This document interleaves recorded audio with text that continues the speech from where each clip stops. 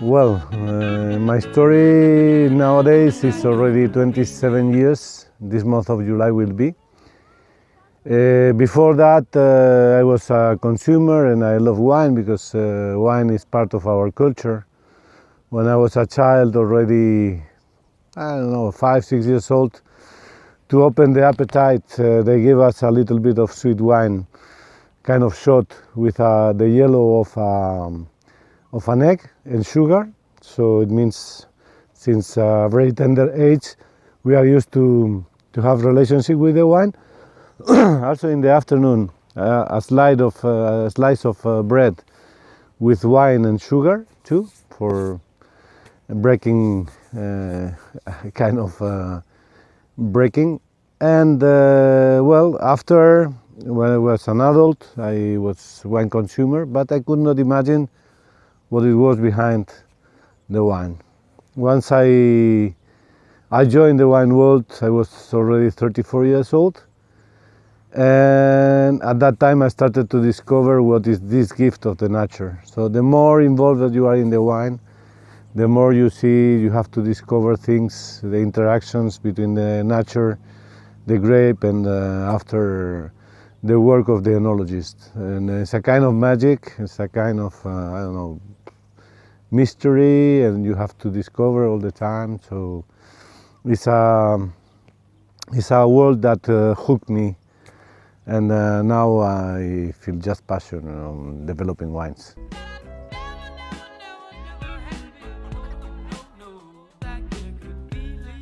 Well, how the culture of wine starts is a very long story from before the Roman times. So it is very, very long. This area is Aleia. We are in the appellation of origin Aleia, in the other side of the mountain. Just behind these mountains there is the sea. So the appellation of origin Aleia has two different climates. One on the other side of the mountain, which is more Mediterranean, and one is coming to the interior of the country, and in front we have the Montserrat mountains and so on, and so it's a climate more continental, yeah, with a little bit of influence, of course, of the sea, because we are close, we are not far away, but it makes the mix of the continental and Mediterranean climate. It has a very special soil, which is called saulo. It's a blend of sand and stones that gives a special minerality to the grapes. Here mainly is planted white wine. The variety is called Pansa Blanca, which is autochthonous from here, but coming from a clone from Xarel·lo. In Penedès it's called Xarel·lo. It's one of the grapes made for cava. And here it has developed different particularities compared to the Xarel·lo, and it has this name, Pansa Blanca. These vineyards are more than 100 years old. You can see maybe some of them need the help of a brick to keep alive, because otherwise they will break and they will die.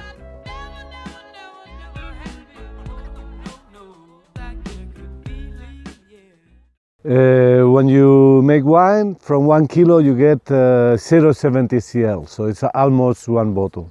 Let's say that from these plants you can get a couple of bottles per plant, and in the others 6 to 10 bottles per plant.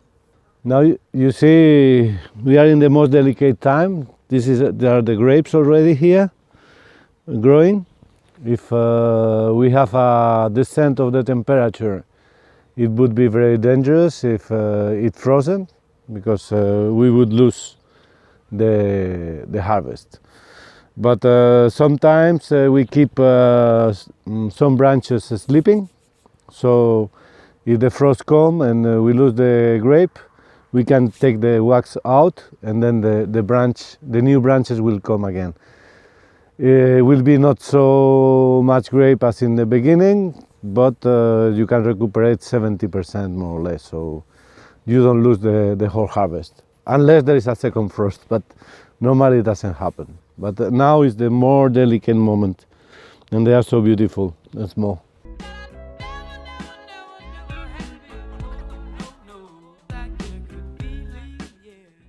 Well, always the main differences are the climate and the soil. The climate, as I said before, here is more continental, so even with the other side of the mountain we will find a difference. But the soil is also very important, because for example in Priorat and Montsant you have a soil called licorella in Catalan, which is a kind of what's the name? Slate in English, that makes more mineral wines. In other places you have more sand or clay, so it will make the difference. Also, the varieties of the grapes working here are not the same as in other places. In the area of Penedès you have Tempranillos for red, you have Merlots and Cabernets, you have Chardonnay. Here it's only Pansa Blanca mainly, and in Priorat you have Carignana, Garnacha. So it depends on the varieties, the soil and the climate.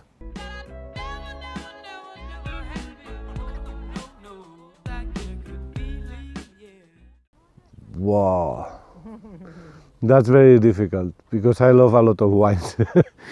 There's a moment for every wine, for white, for rosé, for red, for young, for aged. Yeah, and it depends if you also are eating or not, or just a conversation, if it's hot, if it's cold, it depends. But let's say something about this. I like very much grapes like Pinot Noir or Garnacha for reds. I like the Chardonnays, and also this Pansa Blanca Xarel·lo is so good, and Macabeo too. Sometimes blending, a blend of Macabeo which is fresh with some Chardonnay that gives strength, makes the wine more round, is perfect. So it depends. Also sweet wines for dessert, some sherries, Pedro Ximénez, there are many wines.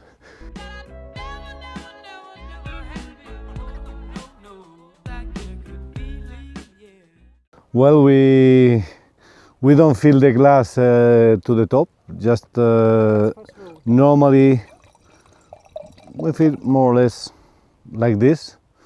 This gives you space enough to move the glass. Why to move the glass? Is because if we smell the wine without moving it, you get some aromas, but when you move, turning around like this, the wine breaks with the edge of the glass and opens the secondary aromas. So you will get more aromas after removing the glass than before. And as you asked me before, how to hold the glass, it's by the stem always. When you do like this and you put your whole hand here, one thing is that you will heat the wine.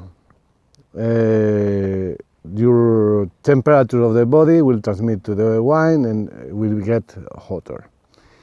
And the other thing is, for example, if you have eaten something or you smoke or something, when you approach your mouth, the smells from the fingers will come to your nose, so it will be contaminated. Yeah, the proper way is to hold it by the stem, and sometimes people say that holding like this from the how to say this, the base, yeah, is the cocktail way. You know, when you're in a cocktail, it's very elegant to carry your glass like this. Because you don't have a table to put the glass, so you keep like this all the time.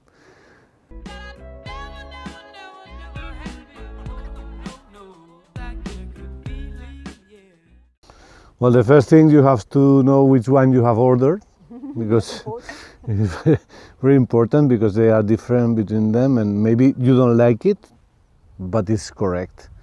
The thing we are looking for is to find the defaults on the wine. A bad aroma, mainly, or a bad taste.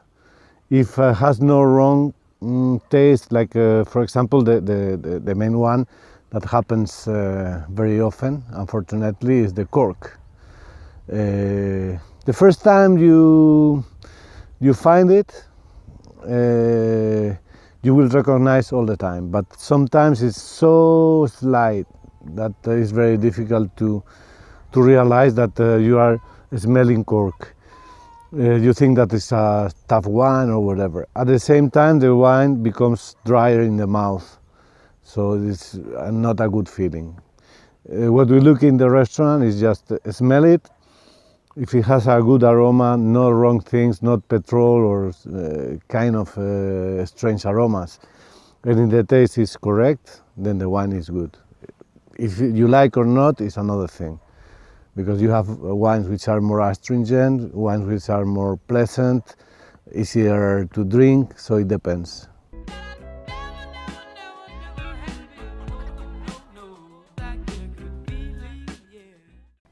That's a good question. As always, it depends. It depends on the wine. If it's a young wine, normally doesn't need to breathe too much. Normally it's for the wines who has been aged in oak and closed into the bottle for years.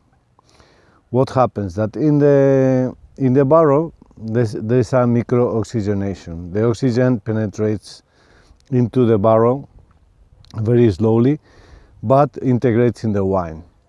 Once you close with the stopper, with the cork, this oxygen integrates and makes what we call to make it round, to acquire the bouquet. But at the same time, the wine has been closed for a long time, so it has no oxygen at all, then you need to open it. And to keep it sometimes for half an hour, sometimes for 1 hour, or some wines need to be decanted because they are too rough. So you have to decant in a decanter, remove a lot and wait. And sometimes when you have a very old vintage, for example, one day I have been in the house of some French people, had a bottle from the year 52. They had the bottle open 2 days before. They opened 2 days before, they left in a special place, and it was acquiring the oxygen, so for 2 days, but it depends. There's not a rule. Normally if you buy young wines, till crianza wines, you don't need to open too much, too long, and to decant, especially for Spanish wines.